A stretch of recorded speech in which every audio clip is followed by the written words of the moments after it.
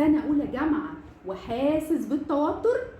انت واصحابك بتوع المدرسة اتفرقتوا وكل واحد راح في جامعة شكل وتخصص شكل، خايف ما تلاقيش صحاب وتبقى لوحدك؟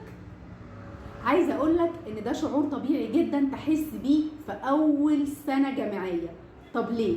واحد، لان مكان جديد وناس جديدة انت مش متعود عليه، وكمان مفيش حد يوجهك ويقولك تعمل ايه زي المدرسة. اتنين، الحرية كبيرة ودي بتعمل لخبطة، يعني انت دلوقتي المسؤول عن وقتك وقراراتك، يعني انت المسؤول اذا كنت تحضر المحاضرة ولا تزوق. رقم 3، شعور العزلة ده عند ناس كتير ومش انت بس اللي لوحدك، ده وهم على فكرة. طب ايه النصايح؟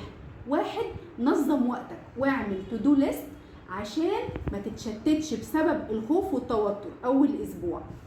2، حاول تخش في نشاط صغير او جروب واتس، ده هيعرفك على الناس وممكن تعمل صداقات منه. رقم 3، خلي توقعاتك ايجابية.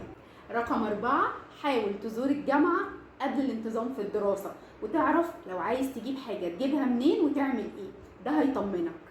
وعايزه اقول لك ان شعور الارتباك ده طبيعي، ادي نفسك وقت.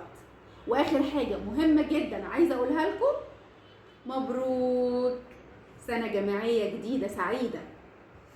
السلام عليكم.